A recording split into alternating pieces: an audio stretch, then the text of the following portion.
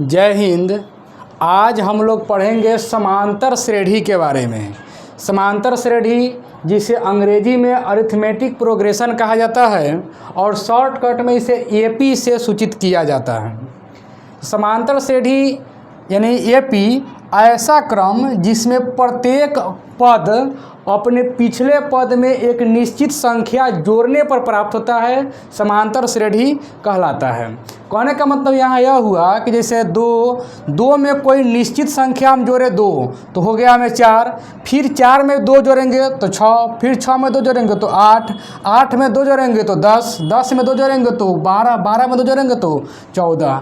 इस तरह से एक पद ले लेंगे और उसमें एक निश्चित संख्या को जोड़ेंगे, जो हमें अनुक्रम प्राप्त होगा वह एपी कहलाएगा। यानी एपी को हम लोग समझ सकते हैं कि एपी जो है सो एक प्रकार का सीढ़ी होता है। जैसे सीढ़ी में पहला खंड हो गया और ठीक इसके बीच में की दूरी जो होती है इसकी बराबर होती है, फिर बराबर दूरी पर ही इसके अगला खंड होता है, फिर इसके बराबर इतना ही दूरी पर इसका अगला खंड लिया जाता है। तो इस तरह से एपी जो है एक प्रकार के सीढ़ी का रूप होता है। मैंने कहने का मतलब हो गया कि कोई ऐसा पद हो गया जिसमें पिछलका पद में एक निश्चित संख्या, जैसे इसमें 2 जोड़ा गया, 2 में 2 जोड़े तो 4, 4 में 2 जोड़े तो 6, 6 में 2 जोड़े तो 8, 8 में 2 जोड़ेंगे तो 10। इस तरह से एक निश्चित संख्या जोड़ा जा रहा है, तो जो हमें अनुक्रम बना वह कथी कहलाएगा? एपी कहलाएगा। अच्छा, यहाँ देखेंगे 3 6 में 3 पहला संख्या हम ले लिए 3, 3 में एक निश्चित संख्या हम लोग 3 जोड़ते जा रहे हैं। इसमें 3 में 3 जोड़े 6, फिर 6 में 3 जोड़े 9, 9 में 3 जोड़ेंगे 12, 12 में 3 जोड़ेंगे 15, 15 में 3 जोड़ेंगे 18। इस तरह से जोड़ते जोड़ते अंत में क्या हो गया? हमें 63 तक इसमें लिया गया है, इसमें अंतिम पद लिया गया है। अच्छा, यहाँ पर जैसे 20 है, 20 में से 4 घट गया 16, फिर 16 में से 4 घट गया 12, 12 से 4 घट गया 8, 8 से 4 घट गया 4, फिर 4 में से 4 घट गया 0, 0 में से 4 घट गया -4, फिर माइनस में 4 में से 4 घट गया तो -8 हो गया। अब इसमें और समझेंगे कौन चीज़, इसके पहले पद को A1 लिखा जाता है, A या A1, दूसरे पद को A2, तीसरे पद को A3 और इस तरह से आगे वाले को A4, इसके और आगे होगा तो A5, A6, A7 और अंतिम पद को AN लिखा जाता है। जैसे इसमें हो गया 3, इसको लिखेंगे A, इसको लिखेंगे A2, इसको लिखेंगे A3, इसको लिखेंगे और अंत में जो अंतिम पद है पता नहीं है कि कितने पद है, तो उसको अंतिम पद को AN या AL भी लिखा जाता है।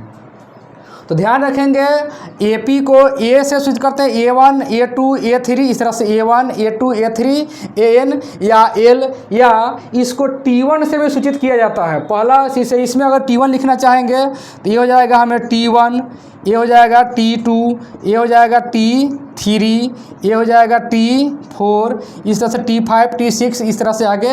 यानी हम कह सकते हैं कि एपी को A1, A2, A3, A4 इस तरह से सूचित करते हैं। यानी कहने का मतलब पहला अक्षर जो पहला उसका अंक जो होगा, पहला पद जो होगा उसको A लिखेंगे और अंतिम पद को AN से सूचित किया जाता है। जो जानकारी नहीं रहती है कि कितने नंबर की पद है तब उसको AN लिखा जाता है या L भी लिखा जाता है। तो इस तरह से हम जाने कि एपी कैसा होता है, जिसमें एक निश्चित संख्या जोड़ी गई रहती है, जो अनुक्रम बनता हुआ एपी कहलाता है। और सब में निश्चित संख्या एक ही जोड़ा जाएगा। अगर 2 जोड़ेंगे तो सब में 2 जोड़ेंगे, 3 जोड़ेंगे तो सब में 3 जोड़ेंगे, घटाएंगे तो सब में घटाएंगे, नहीं घटाएंगे तो किसी में नहीं घटाएंगे। यानी जो भी होगा उससे आपस में बात बराबर ही होगा। अच्छा, इसमें एक देख रहे हैं कि एक निश्चित संख्या जोड़ा जा रहा है। जैसे 2 में 2 जोड़े तो 4, फिर 4 में 2 जोड़े तो 6, 6 में 2 जोड़े तो 8। तो उस निश्चित संख्या को क्या कहते हैं? तो उस निश्चित संख्या को सार्व अंतर कहा जाता है। इस तरह से सार्व अंतर या पदांतर भी कहा जाता है। इसको सार्व अंतर या पदांतर भी कहा जाता है, जिससे अंग्रेजी में कहा जाता है कॉमन डिफरेंस, CD। यहाँ लिख सकते हैं हम लोग कि एपी में जुड़ने वाला निश्चित संख्या सार्व अंतर कहलाता है। और इसे अधिकतर सार्व अंतर को D से ही सूचित किया जाता है, सार्व अंतर कहलाता है। हो गया। जैसे यहाँ देख लेंगे, इसी में से एक उदाहरण ले लेते हैं। जैसे हो गया हमें इस तरह से 2, 4, 6 और 8। यहाँ देख रहे हैं कि 2 में हमें जोड़े हैं 2 तो आया है 4, फिर 4 में 2 जोड़ दिए तो आ गया 6, फिर 6 में 2 जोड़ दिए तो आ गया 8। तो यहाँ सार व अंतर बराबर कितना हो जाएगा? सार व अंतर बराबर 2, क्योंकि सब में कितना का अंतर है? 2 का अंतर है। अब आगे देखेंगे सार व अंतर निकालने का फॉर्मूला, कैसे सार अंतर ज्ञात करेंगे। और ये भी ध्यान रखेंगे कि सार व अंतर जो होता है सब में बराबर होगा। अगर बढ़ेगा तो सब में बढ़ेगा, घटेगा तो सब में घटेगा, नहीं घटेगा तो कहीं नहीं घटेगा। अब सार व अंतर हमें निकालना होगा। सार व अंतर बराबर, तो हम इस तरह से निकाल सकते हैं, दूसरा पद में से पहला पद घटा लेंगे, या तीसरका में से दूसरका घटाएंगे, या चौथका में से तीसरका घटाएंगे। मतलब ठीक उसके अपने ठीक पिछले पद को घटा लेते हैं। तो इस तरह से बना सकते हैं हम लोग सार व अंतर बराबर A2 माइनस A1, तो भी D का मान निकल जाएगा, या A3 माइनस A2, तो भी D का मान निकल जाएगा, या A4 माइनस A3। और ध्यान रखेंगे सार व अंतर हमेशा बराबर होता है।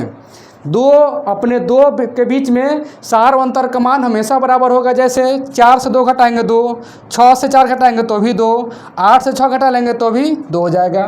तो यानी कह सकते हैं कि A2 माइनस A1 बराबर A3 माइनस A2 और A4 माइनस A3, जितना भी होगा कहीं से भी निकालेंगे सभी जगह D का मान आपस में बराबर ही होगा, अलग अलग नहीं होगा। ठीक। और अंतिम पर ध्यान रखेंगे AN कहा जाता है या L से सूचित किया जाता है। अच्छा, एक और चीज़ देखेंगे हम लोग, अगर AP ज्ञात करना है तो हम कैसे ज्ञात करेंगे। AP सच दैट पहले पद को A और ठीक A में इसके आगे अगर D जोड़ देंगे तो इसके आगे वाला पद निकल जाएगा। फिर A में D में 2 से गुना करके जोड़ देंगे तो भी इसके आगे निकल जाएगा। फिर A में 3 से D में गुना कर जोड़ देंगे तो भी आगे वाला पद निकल जाएगा। इस तरह से भी हम AP ज्ञात कर सकते हैं, या ऐसे भी ज्ञात कर सकते हैं। पहला पद A हो गया, अगले का निकालना होगा तो फिर A में क्या जोड़ देंगे? D जोड़ देंगे। ये दूसरा पद हो गया, इसको हम A1 लिख देते हैं, A1 प्लस D। फिर तीसरा का निकालना होगा तो अब E जो आया होगा A2, इस A2 में D जोड़ देंगे। फिर इसमें आगे निकालना होगा तो A3 में D जोड़ते चल जाएंगे। यानी पिछले पद में केवल D जोड़ते चले जाएंगे। तो इस तरह से पिछले पद में D जोड़ दिए, 2 में 2 जोड़े तो 4, 4 में 2 जोड़े तो 6, 6 में 2 जोड़े तो 8। तो इस तरह से हमें AP ज्ञात हो सकता है। दोनों तरीका है, दोनों में से किसी से हम लोग ज्ञात कर सकते हैं। तो कुछ क्वेश्चन को देखते हैं। एक और चीज़ ध्यान रखेंगे, लिख लेंगे यहाँ पर कि सार व अंतर AP का जो है सार व अंतर D, यह धनात्मक, ऋणात्मक या शून्य हो सकता है। ये परीक्षा में कई बार आ चुका है कि AP का सार व अंतर D धनात्मक, ऋणात्मक या शून्य हो सकता है। ये तीनों में से कोई हो सकता है। और जैसे इसमें अभी तक इसमें धनात्मक था, 2 में 2 जोड़े तो 4, 4 में 2 जोड़े तो 6, इसमें धनात्मक है। इसमें भी धनात्मक है, 3 में 3 जोड़े तो 6, 6 में 3 जोड़े तो 9, इसमें धनात्मक है। इसमें ऋणात्मक है, घट रहा है। 20 में -4 जोड़ा गया तो 16, फिर 16 में -4 जोड़ा गया तो 12, फिर 12 में -4 जोड़ा गया तो 8। तो यहाँ पर AP का मान ऋणात्मक है। तो हम लोग कुछ क्वेश्चन देखेंगे बनाने के लिए। निम्न में AP के इस तरह से क्वेश्चन दिया रहेगा, निम्न में AP के अगले 3 पद लिखें। इस तरह से दे दिया जाएगा। जैसे क्वेश्चन हो गया हमारा अब, AP such that 1, 3, 5 dot dot, इस तरह से। तो हम सबसे पहले इसमें क्या देखेंगे कि प्रथम पद हमें ये दिया हुआ है, निकाल लेंगे। प्रथम पद A बराबर 1 हो जाएगा। अच्छा, सार व अंतर डी बराबर, हम चाहेंगे तो दूसरा में से पहला घटा लेंगे या तीसरा में से दूसरा घटा लेंगे, कोई एक में से घटा लेते हैं। तो हम यहाँ पर दूसरा में से पहला घटा लेते हैं, यानी दूसरा का पद 3 और उसमें से पहले का पद घटा लेते हैं 1, तो ये हमारा आ जाता है 2। तो हमें A1 है, A2, A3, A4 ज्ञात करना है, इसलिए A4 बराबर, तो A4 निकालने के लिए सबसे आसान तरीका है A3 में D जोड़ देंगे। तो A3 यानी 5 और D का मान 2, तो हो जाएगा 7। या ऐसे भी देख सकते हैं कि 1 2 3, 3 2 5, तो 5 के आगे 7, फिर 7 के आगे 9 होगा, 9 के आगे 11 होगा। A5 निकालना होगा, तो A4 प्लस D, तो अभी हमें A4 का मान आया 7, D का मान 2, ये हो जाएगा 9। A6 निकालेंगे तो हो जाएगा A5 प्लस D, यानी कि A5 का मान 9 प्लस 2, ये हो जाएगा 11। इस तरह से AP के 3 पद ज्ञात किया गया। एक और देख लेते हैं उदाहरण में 20 15, AP such that 20 15 10 dot dot, इसके आगे का 3 पद ज्ञात करना है। तो हमें जो है सो प्रथम पद A बराबर पता है, प्रथम पद A बराबर 20, सार्व अंतर D बराबर, दूसरा में से पहला पद घटाएंगे, ध्यान रखेंगे उल्टा नहीं घटाएंगे, इधर से अगर चलते हैं तो दूसरा में से पहला घटाएंगे, तो हो जाएगा 15 माइनस 20 घट जाएगा तो हो जाएगा -5। तो हमें निकालना है, 3 को दिया, चौथा निकालना है। A4 निकालने के लिए A3 में हम लोग D जोड़ देंगे, तो A3 का मान है 10 और 10 में जोड़ेंगे, जोड़ने के लिए जो चिन्ह दिया रहता है उसी के साथ लिख देते हैं सीधे, तो यहाँ -5 सीधे लिख देंगे, तो घट हो जाएगा 5। A5 निकालेंगे तो A4 प्लस D, तो हमें है 5, उसमें जोड़ देंगे -5 हो जाएगा 0। एक और यहाँ देख लेते हैं A6, तो A5 में D जोड़ देंगे तो हमें कितना है 0, और 0 में जोड़ देंगे -5, तो हो जाएगा -5 हमें आंसर। तो इस तरह से अगर कोई AP दिया रहेगा, उसका अगर 3 पद पूछेगा तो हम लोग आसानी से इसको हल कर सकते हैं।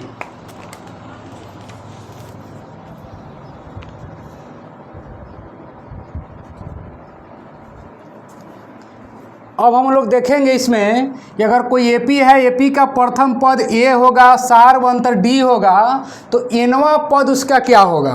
तो nवां पद के लिए फॉर्मूला हो जाता है n बराबर A plus n-1 into D, और इस फॉर्मूला से हम an का मान ज्ञात कर सकते हैं। यहाँ पर 1 2 3 और 4 स्टेप है, इसमें से कोई 3 दिया रहेगा, चौथा हम ज्ञात कर सकते हैं। जैसे यहाँ समझेंगे, यह एक AP दिया हुआ है 2 4 6 8 10, यह हो गया हमें A का मान। ये अंतिम पद, इसको हम लोग AN भी कह सकते हैं, लेकिन यहाँ गिनाने वाली है 1 2 3 4 5, तो ये 5 भी कहा जा सकता है। और इसमें कुल पदों की संख्या 1 2 3 4 5, इसमें टोटल पदों की संख्या कितनी हो रही है 5। जैसे 1 2 3 4 5, इसमें कुल, इस AP में कुल 5 पद हैं, यानी n का मान 5, और पांचवा पद A5 बराबर 10, चौथा पद 8, तीसरा पद 6, दूसरा पद 4। तो अगर कोई AP होगा, AP का प्रथम पद A होगा, सार्व अंतर D होगा, तो nवां पद निकालने के लिए बोलेगा तो ये फॉर्मूला का प्रयोग करेंगे, n बराबर A plus n-1 into D। जैसे इस आधार पर एक क्वेश्चन दिया गया है, नंबर 1 दे देते हैं, AP such that 3 7 11 15 dot dot के 20वां पद बताएं। अब इसमें देखेंगे कि प्रथम पद हमें दिया गया है A बराबर 3, D निकालना है तो दूसरका में से पहला घटा लेंगे, 7 में से 3 घटाएंगे तो हो जाएगा 4, और इसी AP का 20वां पद यानी n का मान 20, माने 20 नंबर का जो पद होगा उसका मान बतलाना है, n का मान 20, तो A20 निकालना है हमें यहाँ पर, A20 बराबर वाट।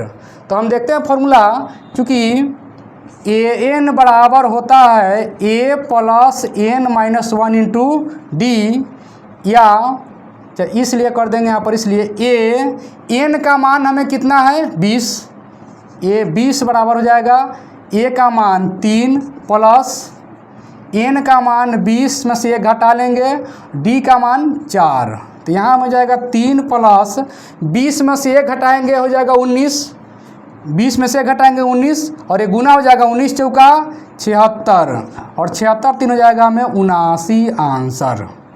तो इस तरह से इस एपी का 20वां पद का मान कितना आया 79। इसे हम और अब अच्छी तरह से भी लिख सकते हैं कि अतः एपी का 20वां पद 79 है आंसर। अच्छा, इसके आगे फिर एक और क्वेश्चन देख लेते हैं। एपी सच दैट 3 8 13 डॉट का कौन सा पद 78 है। यहाँ पर हमें ए का मान हो गया 3, डी का मान निकाल लेते हैं, 8 में से 3 घट जाएगा तो हो जाएगा 5। और कौन सा पद 78 है, हमें एन का मान दिया है 78। ये पद का पता नहीं है कि कौन सा पद है, कितने नंबर का पद है, लेकिन एक पद है जो अंतिम पद जो हो सकता है इसका 78 दिया गया है। तो हमें यहाँ पर एन का मान ज्ञात करना है। तो यहाँ पर एन दिया हुआ है तो लिखेंगे चूँकि एन बराबर 78 और एन का फॉर्मूला लगा देंगे। यहाँ पर जब एन दिया हुआ है एन का फॉर्मूला लगा देते हैं। एन का फॉर्मूला हो जाएगा a plus n minus 1 into d बराबर 78। तो अब हम इसके आगे बना लेते हैं इस तरह से, या ए का मान 3 प्लस एन का मान निकालना है तो यहाँ लिख देंगे एन माइनस 1, डी का मान है 5 तो 5 बराबर हो जाएगा 78। या अब हम क्या करेंगे, इसमें इस 3 को दाहिने तरफ भेजेंगे तो एन माइनस 1 इंटू 5 बराबर 78 माइनस 3, या एन माइनस 1 इंटू 5 यानी 5 बराबर 75। इस 5 से 75 कट जाएगा 15 मरतब में, या एन बराबर 15 माइनस 1 इधर आएगा, ये वाला माइनस 1 है तो हो जाएगा प्लस में 1, इसलिए एन बराबर हो जाएगा 16। तो यहाँ लिख सकते हैं कि अतः एपी सच दैट 3 8 13 डॉट का 16वां पद 78 है आंसर। तो इस तरह से हम एपी अगर दिया रहेगा उसका कौन सा पद दिया गया है तो कौन कितने नंबर है वो ज्ञात कर सकते हैं। अगला क्वेश्चन एक देख लेते हैं, इसी आधार पर है। एपी सच दैट 96 90 84 डॉट का कौन सा पद 0 है। यहाँ ए का मान हो जाएगा 96, डी का मान दूसरका में से पहला घटा लेंगे तो 90 में से 96 घट गया, ध्यान रखेंगे दूसरका में से पहला घटाएंगे तो 90 में से 96 यानी माइनस में हो जाएगा 6। कौन सा पद यानी कि एन निकालना है, एन बराबर 0 है, एन बराबर वाट। तो यहाँ लिखेंगे चूँकि एन बराबर 0 और एन का इसमें फॉर्मूला लगा देंगे, a plus n minus 1 into d बराबर 0, या ए का मान हो जाएगा यहाँ पर 96 plus n minus 1 into d का मान है माइनस में 6 बराबर 0, या एन माइनस 1 इंटू माइनस में 6 बराबर 96 प्लस में उधर जाएगा तो माइनस में हो जाएगा 96। अब ये दोनों माइनस माइनस कट जाएगा, 6 से हो जाएगा 16, या एन निकालेंगे तो 16 माइनस 1 उधर जाएगा तो प्लस, इसलिए एन बराबर 17। तो यहाँ हम लिख सकते हैं अतः एपी सच दैट 96 90 84 डॉट का 17वां पद 0 है, ये इसका आंसर हो जाएगा। तो इस तरीके से हमें दिया रहेगा तो हम क्वेश्चन बना सकते हैं। तो आज के लिए इतना ही, फिर हम लोग इसके आगे अगले क्लास में पढ़ेंगे।